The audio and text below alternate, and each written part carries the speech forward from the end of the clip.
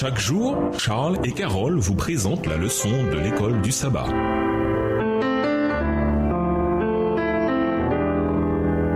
Bienvenue dans votre émission. Dieu nous parle. Nous voilà à la leçon de mardi. La montagne et la foule. Lisons Marc 9, les versets 1 à 13. Qu'ont vu Pierre, Jacques et Jean cette nuit-là? Marc 9, versets 1 à 13. Il leur dit encore, je vous le dis en vérité, quelques-uns de ceux qui sont ici ne mourront point, qui n'aient vu le royaume de Dieu venir avec puissance. 6 jours après, Jésus prit avec lui Pierre, Jacques et Jean, et il les conduisit seuls à l'écart sur une haute montagne. Il fut transfiguré devant eux. Ses vêtements devinrent resplendissants, et d'une telle blancheur qu'il n'est pas de foulon sur la terre qui puisse blanchir ainsi. Élie et Moïse leur apparurent s'entretenant avec Jésus. Pierre, prenant la parole, dit à Jésus, Rabbi, il est bon que nous soyons ici. Dressons 3 tentes, une pour toi, une pour Moïse et une pour Élie. Verset 6. Car ils ne savaient que dire, les fois les ayant saisis. Une nuée vint les couvrir, et de la nuée sortit une voix. Celui-ci est mon fils bien-aimé, écoutez-le. Aussitôt les disciples regardèrent tout autour, et ils ne virent que Jésus seul avec eux. Comme ils descendaient de la montagne, Jésus leur recommanda de ne dire à personne ce qu'ils avaient vu, jusqu'à ce que le Fils de l'homme fût ressuscité des morts. Ils retinrent cette parole, se demandant entre eux ce que c'est que ressusciter des morts. Verset 11. Les disciples lui firent cette question. Pourquoi les scribes disent-ils qu'il faut qu'Élie vienne premièrement? Il leur répondit, Élie viendra premièrement et rétablira toutes choses. Et pourquoi est-il écrit du Fils de l'homme qu'il doit souffrir beaucoup et être méprisé? Mais je vous dis qu'Élie est venu et qu'ils l'ont traité comme ils ont voulu, selon qu'il est écrit de lui. La prédiction que Jésus a faite dans Marc 9, le verset 1, et qui voulait que certains de ses compagnons ne goûteraient pas à la mort avant d'avoir vu le royaume de Dieu venir avec puissance, s'accomplit au bout de quelques jours, quand il amène Pierre, Jacques et Jean sur une haute montagne. Là, il est transfiguré dans la gloire du royaume céleste. Élie et Moïse sortent du ciel et conversent avec Jésus. Luc relève qu'il parlait du départ, en grec exodos, imminent de Jésus à Jérusalem. Luc 9, verset 30 et 31. Cette scène glorieuse est donc associée à la mort à venir de Jésus sur la croix, à comparer avec Marc 9, verset 9. Elle devait réconforter les disciples quand ils le verraient crucifié. En descendant de la montagne le lendemain matin, les 3 disciples posent des questions à Jésus sur la venue d'Élie. Cette idée est sans doute liée à l'attente qu'Élie réapparaîtrait avant le Messie, à comparer avec Malachie 4, versets 5 et 6. Jésus répond qu'Élie est déjà venu, en référence à Jean-Baptiste. Tout comme ils ont tué Jean, Jésus mourra entre leurs mains, mais il ressuscitera après 3 jours. Après cette nuit glorieuse, la scène au pied de la montagne s'apparente à un triste chaos, voir Marc 9, versets 14 à 29. Les 9 disciples ont rencontré un garçon possédé qu'ils n'ont pu guérir. Quand Jésus entre en scène, tous se précipitent pour le voir. L'histoire raconte le pouvoir du démon sur l'enfant. Jésus semble prendre beaucoup de temps à poser des questions sur les détails de la possession démoniaque. C'en est trop pour le Père qui s'écrie. Si tu peux faire quelque chose, laisse-toi émouvoir et viens à notre secours. Marc 9, verset 22. Jésus rebondit tout de suite sur cette expression qui marque l'incrédulité. On pourrait paraphraser la réponse du Seigneur comme suit. Comment ça, si tu peux? Marc 9, le verset 23. Tout à coup, comme frappé par la foudre, le Père se rend compte qu'il n'y a pas que son Fils qui a un problème.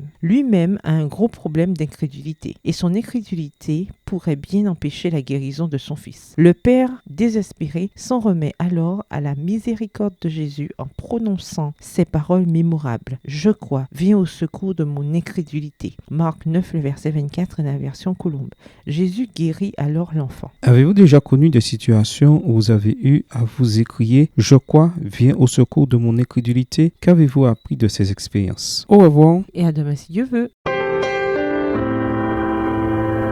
Dieu nous parle.